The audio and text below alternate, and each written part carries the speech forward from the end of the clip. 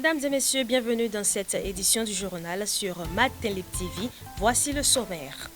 Retour de la plus grande compétition européenne de football, l'UEFA Champions League ce mardi 11 mars 2025. Après les résultats des matchs allés des huitièmes finales, place à présent à la phase retour avec au programme 4 rencontres pour ce jour. Ensuite, violence basée sur le genre au Bénin. D'après les statistiques données par la secrétaire exécutive, on se pose la question de savoir s'il y a accroissement des violences au résultat des actions. À suivre dans quelques instants. Pour finir, le ministre des Affaires étrangères s'est entretenu avec le secrétaire d'État américain. Les échanges auraient permis d'aborder plusieurs sujets stratégiques, notamment la sécurité régionale et la coopération bilatérale. Les détails dans la suite du journal. C'est tout pour le sommaire.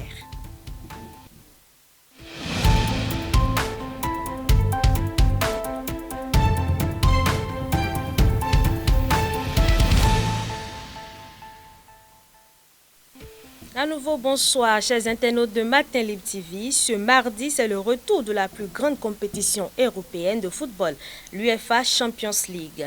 Après les résultats des matchs allés des huitièmes finales, place à présent à la phase retour avec au programme 4 rencontres pour ce jour. L'Inter Milan tentera de valider son ticket pour les quarts de finale à domicile face aux Néerlandais de Feyenoord. De son côté, Arsenal, qui a déjà plié les débats au match aller, va se contenter de gérer sa grande avancée.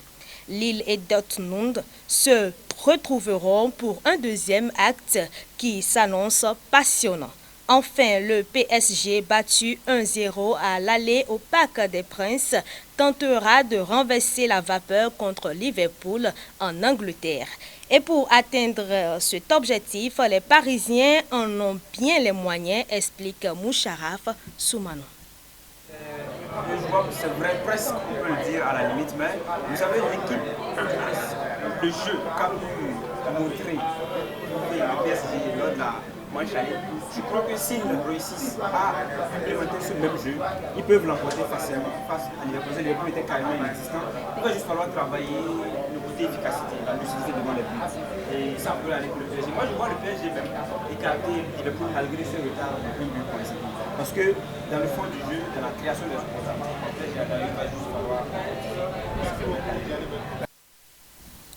Au cours de la cérémonie officielle de la Journée internationale des droits de la femme, un bilan de l'évolution des initiatives prises pour lutter contre les violences basées sur le genre et les perspectives envisagées sur les droits des femmes a été exposé par la secrétaire exécutive de l'Institut national de la femme. Mais les statistiques exposées sur les violences attirent l'attention de tous.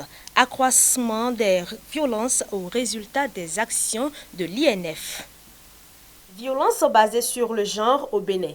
Des plaintes en nette augmentation.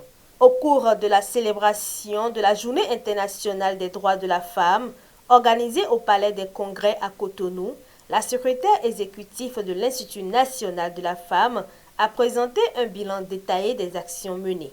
D'après les statistiques de l'Institut national de la femme, en 2023, 1117 plaintes et 177 décisions de justice ont été enregistrées.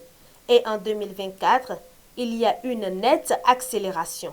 2109 plaintes reçues et 390 décisions de justice.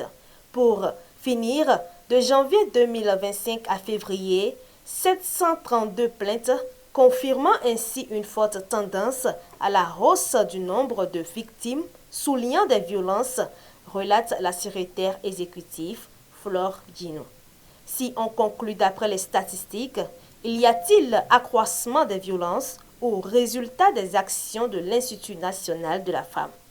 Pour la SE, cette augmentation des plaintes n'est pas seulement due à un accroissement des violences, mais aussi à une meilleure sensibilisation et à la confiance croissante des victimes envers les institutions chargées de leur protection. Hier, le sélectionneur des Guépards, Gernot Rohr, a dévoilé la liste des joueurs retenus pour affronter le Zimbabwe et l'Afrique du Sud pour les rencontres, comptant pour les 5e et 6e journées des éliminatoires de la Coupe du Monde 2026. Liste sur laquelle le défenseur central Olivier Verdon ne figure pas. Une absence qui est liée, selon les déclarations de l'entraîneur, à une sanction appliquée aux joueurs par la Fédération béninoise de football. Cette punition est-elle justifiable? Quels sont les incidents sur le groupe des Guépards, alors même que le joueur est l'un des rares à jouer régulièrement avec son club sur la scène européenne? Suivez ici les explications du journaliste Moucharaf Soumano.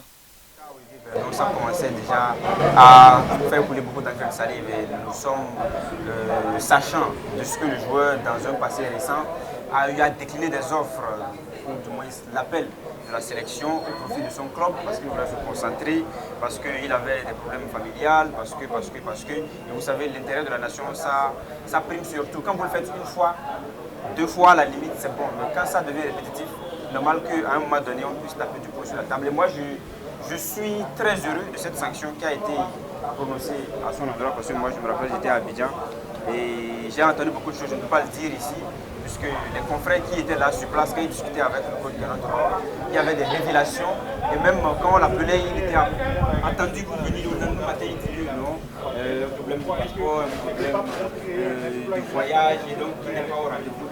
Cette sanction, j'espère que ça va lui ouvrir les yeux afin qu'il puisse mettre l'intérêt suprême de la nation au-dessus de tout. Après, il n'est pas encore exclu définitivement, c'est juste pour ces 2 prochains matchs. S'il se corrige, on le prendra parce qu'on sait que c'est une valeur sûre de notre équipe. Le secrétaire d'État américain Marco Rubio s'est entretenu avec le ministre des Affaires étrangères Olusegun Adjadi Bakari. Le secrétaire a souligné l'importance des relations entre les États-Unis et le Bénin et a exprimé sa reconnaissance pour la coopération du Bénin en matière de sécurité régionale. Le secrétaire et le ministre des Affaires étrangères ont également discuté de priorités communes, notamment le renforcement de la gouvernance démocratique et la promotion de la stabilité en Afrique de l'Ouest. C'est ici que prend fin cette édition du journal. Merci de nous avoir suivis. N'oubliez pas de vous abonner pour ne rien rater de nos informations sur Matin Libre TV.